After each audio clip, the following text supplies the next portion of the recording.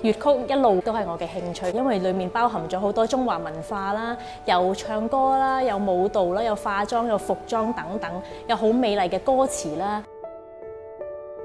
除咗係一名粵曲嘅老師之外咧，我亦都係城市大學嘅一位獸醫系嘅學生。獸醫同埋粵曲粵劇，我覺得我兩方面都唔想放棄，因為係截然不同嘅環境，截然不同嘅世界。十載君名長，吹噓逢迎從不那善，書生難駕馭，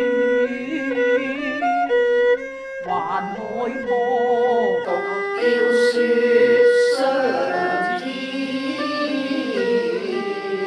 係啦，大概係咁樣先。冇錯啦，陰平陽平，陰係高過陽嘅。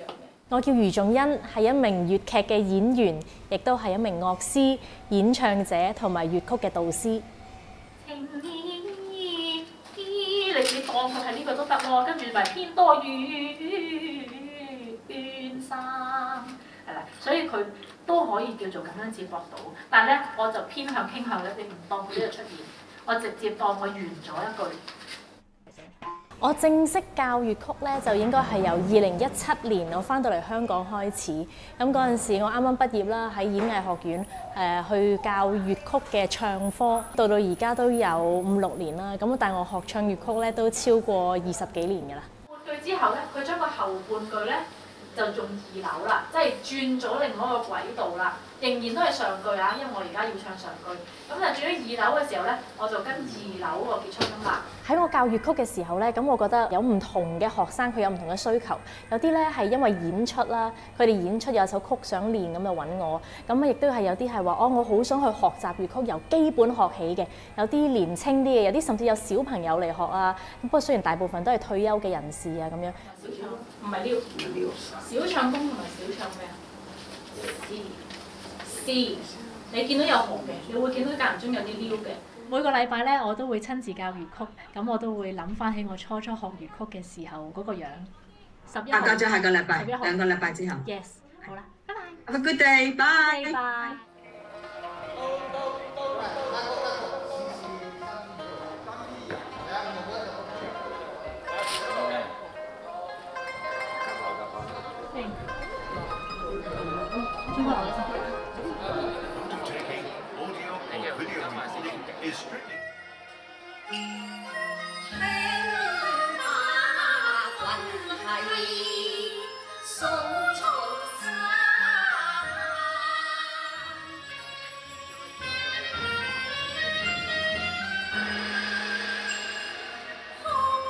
我諗我第一次接觸粵曲或者粵劇咧，應該係6歲左右啦。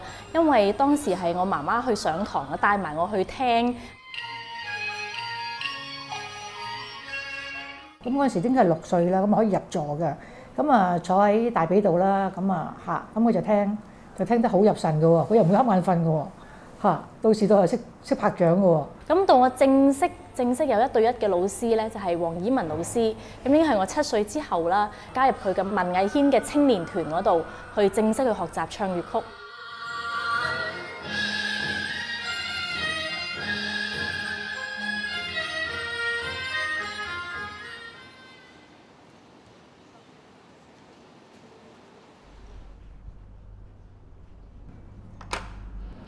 Hello, Dr. Laurie. Mina, how are you? Good afternoon. Thank you. Thank you. Okay. Who have you got here? I've got Checkers here. Good. Okay. We'll open this up a little bit, and of course we know Checkers is a very inquisitive cat, but we'll just try and make friends to start with. Okay. Just try and calm him down because it is a bit of a strange environment. 除咗係一名粵曲嘅老師之外咧，我亦都係城市大學嘅一位獸醫系嘅學生。Okay, but of course, if we wanted to do a detailed exam of the heart, yes, we would need to cover both sides. You are totally correct. Checkers 佢之前試過有一次咧，就係有腎石，咁所以咧就佢嗰晚咧就係咁嗌，就好唔舒服，好唔舒服咁樣，咁就即刻帶佢睇急症啊，即刻去嗰啲24小時嗰啲醫院啦。嗰陣時喺加拿大，去到 check 咗啦，咁係知道係佢有呢個尿道嘅問題同埋腎石啦咁樣，咁就即刻安排咗去做手術咯。咁嗰次就都好貴，咁所以咧其中一個原因我想讀獸醫係因為我想可以有啲專業嘅知識可以照顧到自己隻貓啦，咁亦都可以咧學習下啲其他動物嘅照顧，例如好似馬咁樣，因為我都有騎馬，咁所以兩樣嘢嘅原因令我係好想去嗰陣時就開始去諗下點樣可以去讀獸醫啦。我覺得獸醫同埋唱粵曲咧嘅共通點咧就係學習獸醫嘅科目啦，因為好艱難，亦都係好多嘢要背嘅。咁我唱粵曲嘅時候，亦都好多台詞要背。咁我喺學粵曲嘅時候咧，已經有一啲方法令到我去背到一啲好多嘅資訊啦，亦都係能夠幫我去學習到我點樣去學習。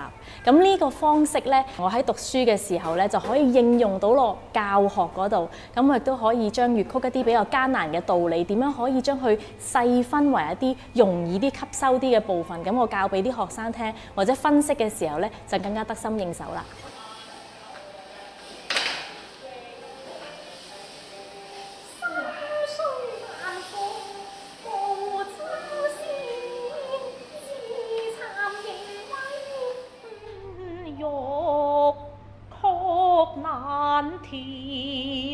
上記背公秋太作世獻，錯朝野葉緣。